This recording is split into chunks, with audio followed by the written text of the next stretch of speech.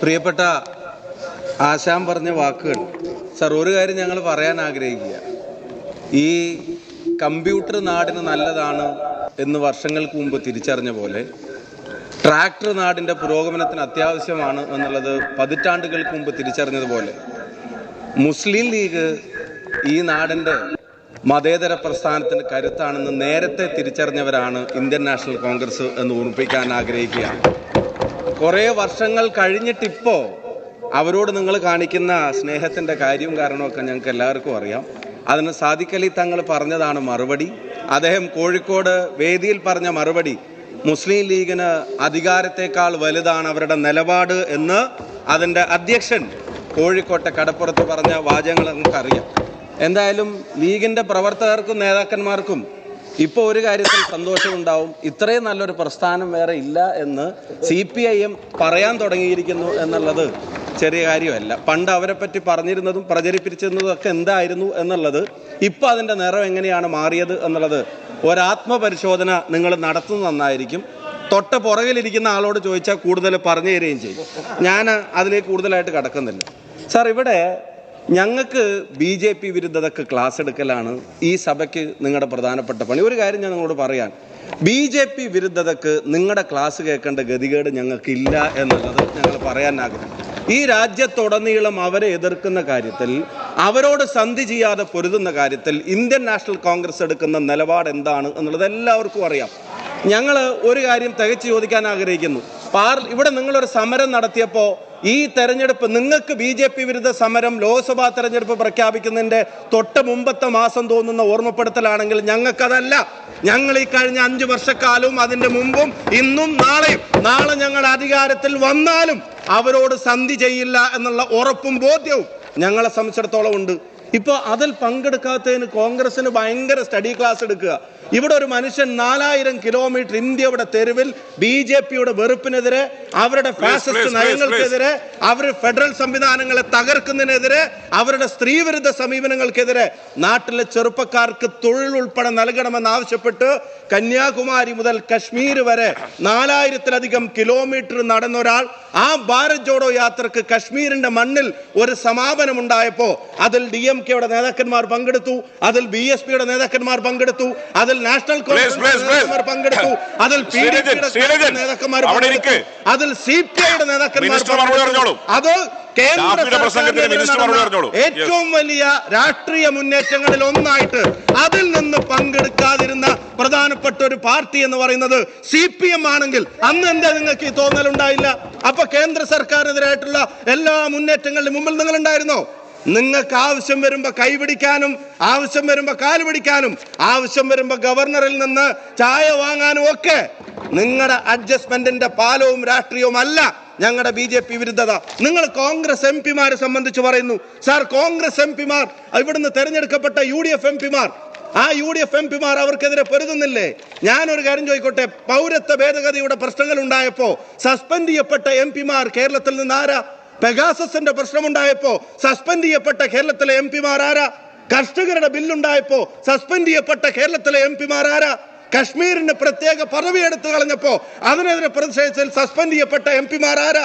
Sir, Rahul ഗാന്ധിയെ വേട്ടയാടിയപ്പോ അതിനെതിരെ പ്രതിഷേധിച്ചതിന്റെ പേരിൽ തെരുവിലൂടെ വലിച്ചഴക്കപ്പെട്ട MP-മാർ, തടങ്കലിൽ അടക്കപ്പെട്ട MP-മാർ, അറസ്റ്റ് ചെയ്യപ്പെട്ട MP-മാർ, അതൊക്കെ ആരാ? നിങ്ങൾക്കറിയാം. 143 പേര് ഇപ്പൊ കഴിഞ്ഞ ദിവസം സസ്പെൻഡ് ചെയ്തു. ആദ്യത്തെ ദിവസങ്ങളിൽ സസ്പെൻഡ് ചെയ്യപ്പെട്ടവരാരാ? ഞാൻ ഒരു കാര്യം പറയാം, ഒരു കനലും തരിയുമല്ല കേരളത്തിലെ ജനങ്ങൾ ജയിപ്പിച്ച UDFന്റെ MP-മാരാണ് ആ സമരങ്ങൾക്കെല്ലാം നേതൃത്വം നൽകിയതും, അവിടെ ചോദ്യങ്ങൾ ചോദിച്ചതും, അവിടെ അറസ്റ്റ് ചെയ്യപ്പെട്ടതും, അവിടെ തടങ്കലിൽ അടക്കപ്പെട്ടതും, കേസെടുക്കപ്പെട്ടതും അതൊക്കെ UDFന്റെ MP-മാർ. അവിടെ പറയേണ്ടത് ഞങ്ങൾ അവിടെ പറയും, ഇവിടെ ചോദിക്കേണ്ടത് ഞങ്ങൾ ഇവിടെയും ചോദിക്കും. ഇവിടെ ചോദിക്കുമ്പോ അതെന്താ നിങ്ങൾ അവരെ പറയാന്ന് ചോദിച്ചാൽ അതിന് ഞങ്ങൾ അവിടെ ആളെ അയച്ചിട്ടുണ്ട്. അവര് ചോദിക്കുന്നുണ്ട്, അവര് പോരാടുന്നുണ്ട്, അവര് കേരളത്തിന് വേണ്ടതും ഇവിടെ ജനകീയ പ്രശ്നങ്ങളിൽ ഇടപെട്ടില്ല എന്നുള്ളതാ. ഞങ്ങൾ പരസ്യമായ ഒരു സംവാദത്തിന് തയ്യാറാണ്. കേരളത്തിലെ 18 MP-മാർ, UDFന്റെ 18 MP-മാർ, അവരോരോരുത്തരും നടത്തിയ, ഈ കേരളത്തിലെ ജനങ്ങൾക്ക് വേണ്ടി നടത്തിയ ജനകീയ ഇടപെടലുകളുടെ തെളിവ് പരസ്യമായ ഒരു സംവാദത്തിന് നിങ്ങളുടെ മുമ്പിൽ വെക്കാൻ ഞങ്ങൾ തയ്യാറാ. അത് GST ആണെങ്കിൽ, അത് അത് പാക്കേജ് ആണെങ്കിൽ അങ്ങനെ ഏത് വിഷയത്തിലാണെങ്കിലും സാർ അതെ.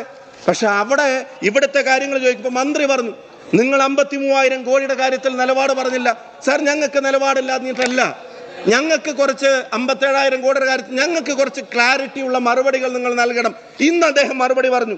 സാർ സ്റ്റേറ്റിന്റെ ഓൺ ടാക്സ് റവന്യൂവിനെ സംബന്ധിച്ച് അദ്ദേഹം പറഞ്ഞു 20% വളർച്ച കേരളം കൈവരിച്ചു. നിങ്ങൾ എല്ലാവരും കൈയടിച്ചു. അപ്പൊ അതൊന്ന് വൈകുന്നേരം സാർ. എന്നിട്ട് ബജറ്റിൽ തന്നെ പറയുന്നു. അതിന്റെ എന്താ പറയുന്നത്? അതിന്റെ ഡീറ്റെയിൽ സ്റ്റേറ്റ്മെന്റ് ഓഫ് റവന്യൂ റെസിപ്റ്റ്സിൽ പറയുന്ന ഒരു പ്രധാനപ്പെട്ട കാര്യം സ്റ്റേറ്റിന്റെ ഓൺ ടാക്സ് റവന്യൂ 2022-23 71,968 കോടിയും അത് 23-24 ആകുമ്പോഴത്തേക്കും 77,038 കോടിയും. സാർ എവിടെ അതിന് 20% വളർച്ച? ഈ സഭയിലിരിക്കുന്ന മുഴുവൻ അംഗങ്ങൾ, ഈ സഭയുടെ പ്രൊസീഡിങ്സ് കേൾക്കുന്ന കേരളത്തിലെ മുഴുവൻ ജനങ്ങൾ, ഈ എക്കണോമിക്കൽ ഉൾപ്പെടെയുള്ള വിഷയങ്ങളിൽ ശ്രദ്ധിക്കുന്ന മുഴുവൻ ആളുകൾ, അവരെല്ലാം തെറ്റിദ്ധരിപ്പിക്കുന്ന ഒരു സമീപനം എന്തിനാണ് കേരളത്തിന്റെ ഫിനാൻസ് മിനിസ്റ്റർ ഈ സഭയിൽ വന്ന് പറയുന്നത്? അപ്പൊ ഞങ്ങളെ കേന്ദ്ര വിരുദ്ധക്ക് ക്ലാസ് എടുക്കുമ്പോൾ നിങ്ങൾ ഇവിടുന്ന് പറയുന്ന കണക്കുകളും നിങ്ങൾ ബജറ്റിൽ പറയുന്ന കണക്കുകളും തമ്മിൽ ബന്ധം വേണ്ടേ? സാർ വേറൊരു പ്രധാനപ്പെട്ട കാര്യം പറഞ്ഞു. ഒറ്റയടിക്ക് 30,000 കോടി ഒറ്റയടിക്ക് 11,660 കോടിയായി 19,000 കോടി ഇവിടെ കുറവ് വരുത്തി. കോൺഗ്രസ് മിണ്ടുന്നില്ലേ എന്നാ ചോദിക്കുന്നത്. കേൾക്കുമ്പോൾ നിങ്ങൾ എല്ലാവരും കൂടെ ബെഞ്ചിലും ഡെസ്കിലും അടിക്കും. സാർ എന്താ കാര്യം? ആ കാര്യം നിങ്ങൾക്ക് എല്ലാവർക്കും മന്ത്രിക്കെങ്കിലും അറിയാം.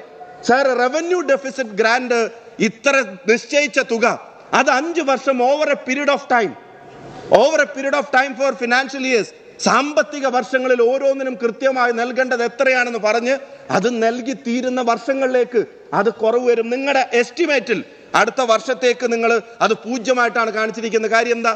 അത് കിട്ടിക്കഴിഞ്ഞിരിക്കുന്നു നിങ്ങൾക്കറിയാം.